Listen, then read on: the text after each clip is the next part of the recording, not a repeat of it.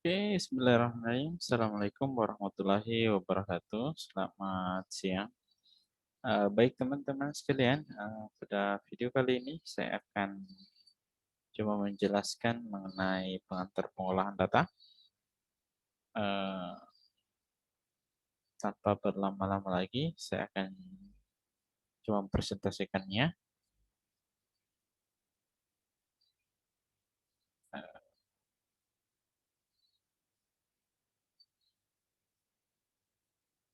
Baik, seperti yang tampak di layar kaca teman-teman sekalian, ini adalah pengantar pengolahan data.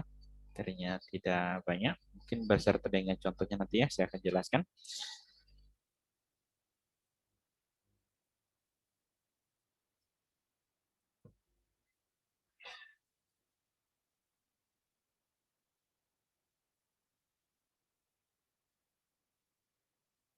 Eh, ya. Ada kesalahan teknik. Nah, baik seperti yang muncul di layar kaca teman-teman sekalian, ini pengolahan data. Oke. Nah, untuk definisinya, pengolahan data adalah salah satu proses dalam penelitian yang diperlukan dalam suatu pengambilan keputusan sesuai dengan tujuan penelitian, rancangan dan sifat penelitian. Nah, tujuannya adalah untuk mengambil informasi asli atau data dan darinya menghasilkan informasi lain dalam bentuk yang berguna. Jadi data mentah nanti hasil penelitian, hasil kuesioner, kemudian diolah datanya, kemudian dapat informasinya, gitu ya.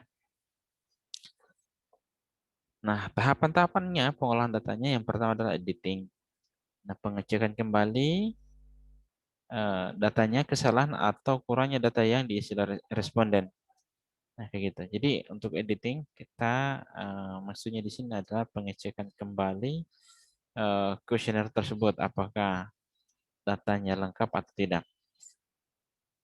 Nah, yang pertama di sini untuk editing lengkap semua pertanyaan sudah terisi jawabannya seperti itu ya. Jadi untuk editing pengecekan kembali apakah pertanyaan di kuesioner itu sudah lengkap semua pertanyaannya terisi atau belum.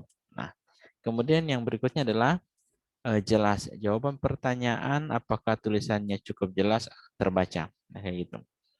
Apakah pertanyaan-pertanyaan di kuesioner eh, jelas jawabannya jelas terbaca tidak. Kemudian yang selanjutnya adalah relevan. Nah, jawaban yang tertulis apakah relevan dengan pertanyaan. Nah, kayak gitu. Jadi jawabannya itu sesuai dengan pertanyaan yang ada di kuesioner. Kemudian konsisten, artinya eh, jawaban dari responden tidak berubah-berubah. Kayak gitu. Nah, kemudian selanjutnya adalah coding. Di sini maksudnya adalah pemberian kode atau kegiatan merubah data berbentuk huruf menjadi data berbentuk angka ataupun bilangan. Nah, contohnya di sini untuk kode pendidikan SD diberi kode 1. Kemudian pendidikan SMP 2. Kemudian pendidikan responden sampai SMA diberi kode 3. Kemudian pendidikan tinggi untuk responden diberi kode 4. Nah, tujuannya adalah mempermudah data pada saat analisis data dan juga mempercepat pada saat entry data kayak gitu. Jadi tidak lagi menuliskan SD, kemudian SMP, tapi tinggal memasukkan kode. Nah, contohnya kuesioner pertama nama responden si A, kemudian pekerjaannya petani, kemudian pendidikannya SMP. Maka pada saat penginputan pendidikannya kita hanya masukkan angka 2 saja. Nah, gitu.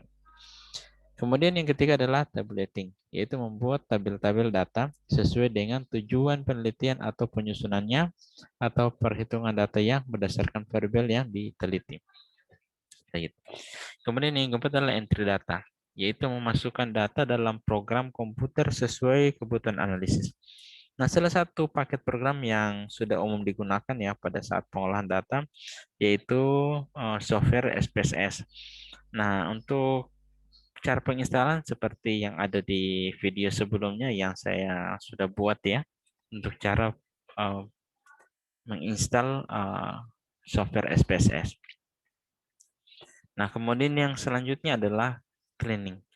Ini adalah pembersihan data yang merupakan kegiatan pengecekan kembali data yang sudah di-entry apakah ada kesalahan atau tidak. Nah, biasanya missing data ataupun variasi data. Nah, ini fungsi dari cleaning data, yaitu pembersihan data yang merupakan kegiatan pengecekan kembali. Jadi kita cek kembali apakah ada kesalahan atau tidak. Nah, kemudian yang terakhir adalah describing. Ya, di sini menjelaskan, menerangkan atau mendeskripsikan data. Nah, untuk describing ini biasanya pada saat data sudah selesai diolah, sudah muncul diagram-diagramnya. Nah, di situ kita menjelaskan. Contohnya kayak tadi ya pendidikan. Jadi anggaplah kita meneliti 15 orang. Nah, kita jelaskan dari 15 orang itu berapa yang berpendidikan SD, berapa yang berpendidikan SMP, kemudian berapa berpendidikan SMA dan perguruan tinggi. Nah, kita jelaskan di situ.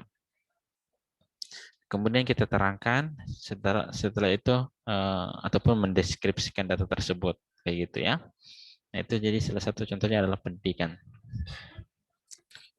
Nah, setelah data diproses selanjutnya dianalisis. Yang pertama adalah analisis univariat. Nah, di sini untuk menjelaskan karakteristik masing-masing dari variabel yang diteliti. Nah, contohnya tadi pendidikan ya. Nah, dari 15 orang itu seperti yang saya sampaikan tadi, berapa yang berpendidikan SD, kemudian berapa yang berpendidikan SMP, kemudian berapa berpendidikan SMA, dan berapa yang berpendidikan perguruan tinggi. Nah, itulah analisis univariat. Nah, contohnya seperti itu. Kemudian juga pekerjaan, berapa orang yang pekerjaannya nelayan, berapa jumlah pekerja petani, dan selanjutnya. Nah, kemudian yang selanjutnya adalah analisis bivariat. Nah, di sini untuk mengetahui apakah ada data hubungan yang signifikan antara dua variabel. Nah, salah satu contohnya begini. Kita meneliti tentang pengetahuan masyarakat. Nah, kita mencari tahu apakah pendidikannya punya hubungan dengan pengetahuan seperti itu. Jadi apakah makin tinggi pendidikannya, apakah ada hubungannya dengan pengetahuan kayak gitu. Nah, selanjutnya analisis multivariat. Nah, di sini adalah teknik analisis pengembangan dari analisis bivariat. Bertujuan untuk melihat hubungan beberapa variabel, lebih dari satu variabel.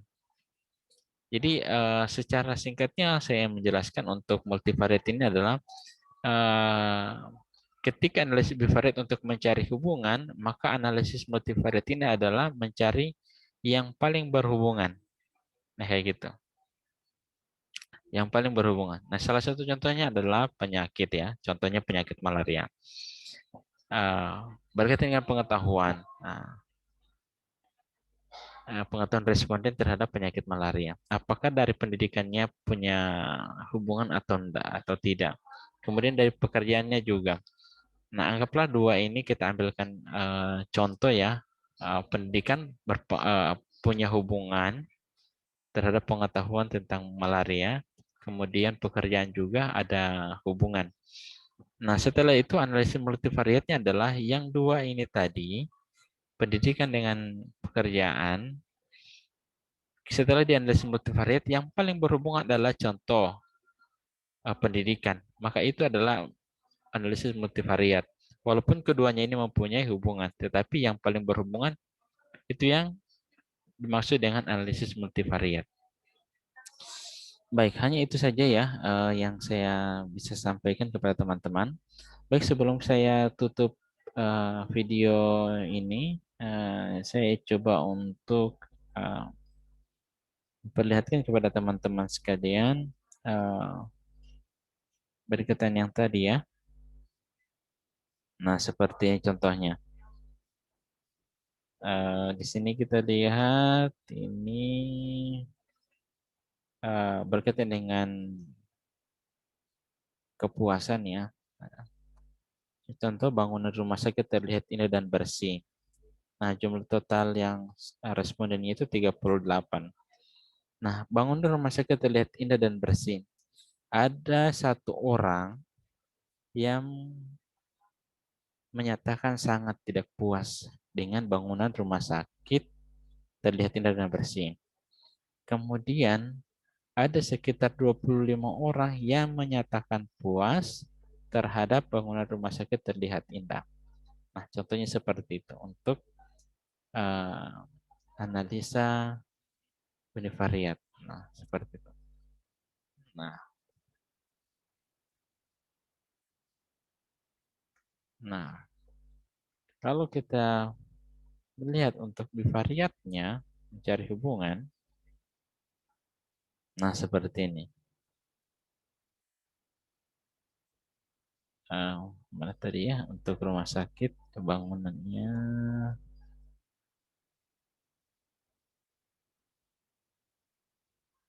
Nah, contoh ini di ruang rawat inap ya.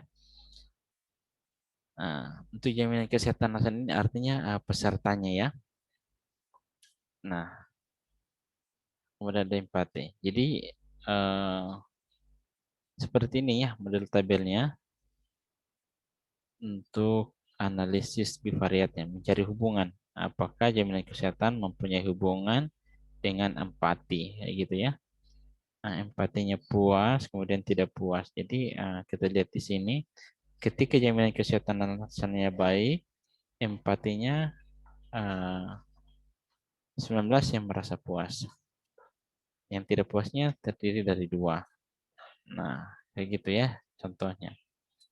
Kemudian untuk multivariatnya, nah gini. Kita lihat di sini ya, ini adalah analisis bivariat sebelumnya. Kemudian di multivariat kita lihat berapa angka yang paling mendekati atau yang paling berhubungan. Nah, rupanya yang paling berhubungan adalah tangible, artinya di bawah dari 0,05. Baik, itu saja mungkin ya penjelasan pada materi ini. Jadi ini adalah salah satu contohnya saja ya yang saya tambahkan pada materi ini. Baik, demikian apa yang bisa saya sampaikan pada video kali ini. Lebih dan kurangnya mohon maaf. Assalamualaikum warahmatullahi wabarakatuh.